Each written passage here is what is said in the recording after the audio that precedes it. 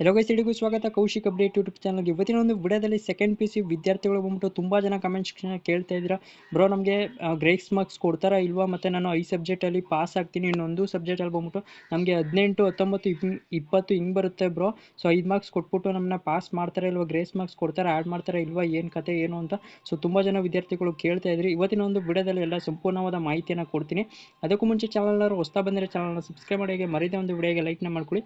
ಬನ್ನಿ ವಿಡಿಯೋನ ಶುರು ಮಾಡೋಣ. ಸೆಕೆಂಡ್ ಪಿ ಸಿ ವಿದ್ಯಾರ್ಥಿಗಳಿಗೆ ಬಂದ್ಬಿಟ್ಟು ನಾಳೆ ನಿಮಗೆ ರಿಸಲ್ಟ್ ಅನ್ನೋದು ಅನೌನ್ಸ್ ಆಗುತ್ತೆ ಇಲ್ವಾ ಅಂತ ತುಂಬ ಜನ ಡೌಟಲ್ಲಿ ಇರ್ತೀರಾ. ಸೊ ಕರ್ನಾಟಕ ಶಾಲಾ ಶಿಕ್ಷಣ ಮಂಡಳಿ ಕಡೆಯಿಂದ ಸೊ ಯಾವುದೇ ಅನೌನ್ಸ್ಮೆಂಟ್ ಆಗಿಲ್ಲ. ಸೊ ನಿಮಗೆ ಅನೌನ್ಸ್ ಮಾಡಿದ್ರೆ ನಿಮಗೆ ನಾಳೆ ರಿಸಲ್ಟ್ನ ಸೊ ನಿಮಗೆ ಒಂದು ಪ್ರೆಸ್ ಮೀಟ್ನ ಮಾಡ್ತಾರೆ. ಯಾರು ಶಿಕ್ಷಣ ಸಚಿವರಾದಂಥ ಮಧು ಬಂಗಾರಪ್ಪನವರು ಒಂದು ಪ್ರೆಸ್ ಮೀಟ್ನ ಮಾಡಿ ನಿಮಗೆ ನಾಳೆ 11 ಗಂಟೆಗೆ ಈ ಒಂದು ಟೈಮ್ಗೆ ಈ ಒಂದು ವೆಬ್ಸೈಟಲ್ಲಿ ನಿಮಗೆ ರಿಸಲ್ಟ್ನ ಕೊಡ್ತಾರೆ ಅಂತ ಅನೌನ್ಸ್ನ ಮಾಡ್ತಾರೆ. ಇಲ್ಲಾಂದರೆ ಅವ್ರೇನಾರು ಅನೌನ್ಸ್ಮೆಂಟ್ ಮಾಡಿಲ್ಲ ಅಂದರೆ ವೆಬ್ಸೈಟಲ್ಲಿ ಒಂದು ಇಲಾಖಾ ಪತ್ರಿಕೆ ಏನಿದೆ ಅದರಲ್ಲಿ ನಿಮಗೆ ಬಿಡ್ತಾರೆ.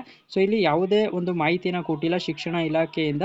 ಸೊ ನಿಮಗೆ ಗ್ರೇಸ್ ಮಾರ್ಕ್ಸ್ ಬಗ್ಗೆ ಮಾತಾಡೋದಾದರೆ, ಗ್ರೇಸ್ ಮಾರ್ಕ್ಸ್ ಬಂದ್ಬಿಟ್ಟು ನಿಮಗೆ 5 ಸಬ್ಜೆಕ್ಟಲ್ಲಿ ನೀವೇನಾರ ಪಾಸ್ ಆಯಿತು ಅಂದರೆ ಒಂದು ಸಬ್ಜೆಕ್ಟಲ್ಲಿ ಬಂದ್ಬಿಟ್ಟು ನಿಮಗೆ 18, 20 ಎಕ್ಸಾಂಪಲ್ ನಾನು ನಿಮಗೆ ಕೊಡ್ತೀನಿ. 20, 21 ತೆಗೆದಿದ್ರೆ ನಿಮಗೆ 6 ಸಬ್ಜೆಕ್ಟು ಸೇರಿ ನಿಮಗೆ ಸೊ 5 ಮಾರ್ಕ್ಸ್ ಬಂದ್ಬಿಟ್ಟು ನಿಮಗೆ ಗ್ರೇಸ್ ಮಾರ್ಕ್ಸ್ ಅನ್ನೋದು ಇರುತ್ತೆ.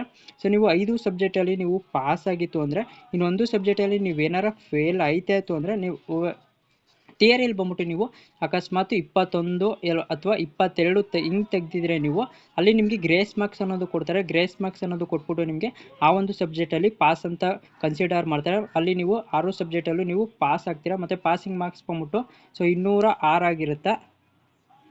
ಸಾರಿ ಎಸ್ ಎಲ್ ಸಿ ಅವ್ರಿಗೆ ಬಂದ್ಬಿಟ್ಟು 206 ಆಗಿದೆ. ನಿಮಗೆ ಸೆಕೆಂಡ್ ಪಿ ಸಿ ವಿದ್ಯಾರ್ಥಿಗಳಿಗೆ ಬಂದ್ಬಿಟ್ಟು 198 ಆಗಿರುತ್ತೆ ಪಾಸಿಂಗ್ ಮಾರ್ಕ್ಸು. 33% ಬಂದರೆ ಪ್ರತಿ ಸಬ್ಜೆಕ್ಟಲ್ಲೂ ನೀವು ಪಾಸ್ ಆಗ್ತೀರಾ.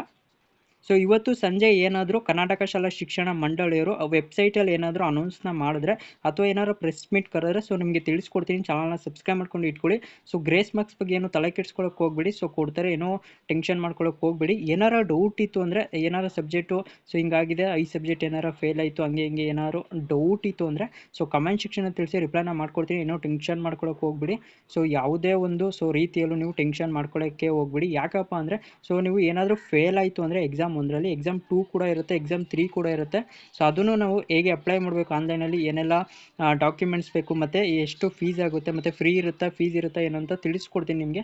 ಚಾನಲ್ನ ಸಬ್ಸ್ಕ್ರೈಬ್ ಮಾಡ್ಕೊಂಡು ಇಟ್ಕೊಳ್ಳಿ. ಸೊ ನಮ್ಮ ಒಂದು ಚಾನಲಲ್ಲಿ SLC ಮತ್ತು ಸೆಕೆಂಡ್ ಪಿ ಸಿ ಬಗ್ಗೆ ಮತ್ತು ಮಾಹಿತಿಗಳು ಬರ್ತಾ ಇರುತ್ತೆ. ಚಾನಲ್ನ ಸಬ್ಸ್ಕ್ರೈಬ್ ಮಾಡ್ಕೊಳ್ಳಿ. ಸೊ ಸಿಗೋಣ ಮತ್ತೊಂದು ವಿಡಿಯೋದಲ್ಲಿ. ಎಲ್ಲರಿಗೂ ನೋಡ್ತಾ ಇರಿ Kaushik update YouTube channel. So thank you for watching.